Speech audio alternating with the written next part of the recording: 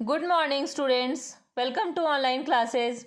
Hope you all doing well these days. Stay safe, stay home. Now, students, today I am going to explain chapter 7 मेंढकी का ब्याह. तो जैसा कि students हम आज न्यू चैप्टर पढ़ने वाले हैं जिसका नाम है मेंढकी का ब्याह. आषाढ़ चला गया, सावन निकलने को हुआ, परंतु पानी की बूंद नहीं गिरी. आकाश में बादल कभी कभी छिटपुट होकर इधर उधर बह जाते. आशा थी कि पानी बरसेगा, क्योंकि गांव वालों ने कुछ समाचार पत्रों में पढ़ा था कि कोलकाता और चेन्नई की तरफ जोर से वर्षा हुई है. लगते आसार थोड़ा सा बरसा भी था. आगे भी बरसेगा, इसी आशा में अनाज बो दिया गया था. अनाज जम निकला, फिर हरियाकर सूखने लगा. यदि 4-6 और न बरसा तो सब समाप्त. यह आशंका उन जिलों के गांवों में घर करने लगी. लोग व्याकुल थे. गांव में बुद्धिमानी की कमी न थी. टोने टोटके, धूप दीप सभी कुछ किया, लेकिन कुछ भी ना हुआ. एक गांव का पुराना चतुर नावता बड़ी सूझबूझ का था. उसने बैठक करवाई. कहा क्या किया गया है. थोड़ी देर इस पर चर्चा चली. नावते ने अवसर पाकर कहा, इंद्र वर्षा के देवता हैं, उन्हें प्रसन्न करना पड़ेगा. सभी तरह के उपाय कर लिए गए हैं.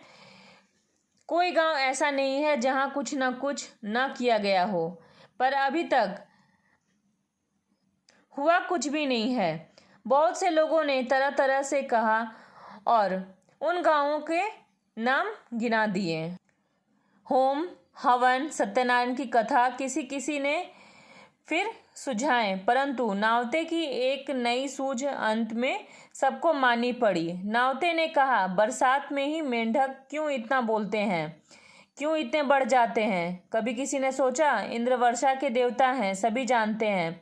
पानी की झड़ी के साथ मेंढक बरसते हैं, सो क्यों. कोई आदमी कह देगा कि मेंढक नहीं बरसते. बिल्कुल गलत. मैंने खुद बरसते देखा है. बड़ी नान या किसी बड़े बर्तन को बरसात में खुली जगह पर रख के देख लो. सांझ के समय रख दो, सवेरे बर्तन में छोटे छोटे मेंढक मिल जाएंगे. बात यह है कि इंद्र देवता को मेंढक बहुत प्यारे हैं. वे जो रट लगाते हैं तो इंद्र का जय जयकार करते हैं.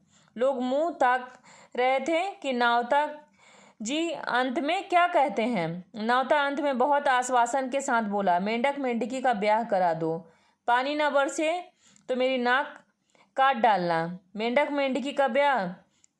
कुछ के होठों पर हंसी झलकने को हुई, परंतु अनुभवी नावते की गंभीर शक्ल देखकर हंसी उभर न पाई.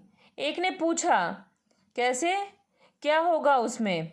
मेंढक के ब्याह की विधि तो बताओ दादा. नावते ने विधि बतलाई. वैसे ही करो मेंढक मेंढकी का ब्याह जैसे अपने यहाँ लड़के लड़की का होता है. सगाई, फलदान, सगुन, तिलक, आतिशबाजी, दावत सब धूमधाम के साथ हो, तभी इंद्रदेव प्रसन्न होंगे. लोगों ने आकाश की ओर देखा. तारे टिमटिमा रहे थे. बादल का धब्बा भी वहां न था. पानी न बरसा तो मर मिटेंगे. ढोरों बैलों का क्या होगा. बड़ी हुई निराशा ने सबको भयभीत कर दिया. लोगों ने नावते की बात स्वीकार कर ली. चंदा इकट्ठा कर दिया. आसपास के गांवों में भी सूचना भेजी गई. कौतूहल का और भय ने भी अपना काम किया. यदि नावते के सुझाव को ठुकरा दिया तो संभव है इंद्रदेव और भी नाराज हो जाएं. फिर क्या होगा. सब चौपट. आसपास के गांव ने भी मान लिया. थोड़े ही समय में काफी चंदा जमा हो गया. नावते ने एक जोड़ी मेंढक भी कहीं से पकड़ कर रख लिए. एक मेंढक था, एक मेंढकी. ब्राह्मणों की कमी न थी. ब्याह की धूमधाम का मजा और ऊपर से दान दक्षिणा. गांव के 2 भले आदमी मेंढक मेंढकी के पिता भी बन गए. मुहूर्त निकाला गया. जल्दी का मुहूर्त. तिलक हुआ.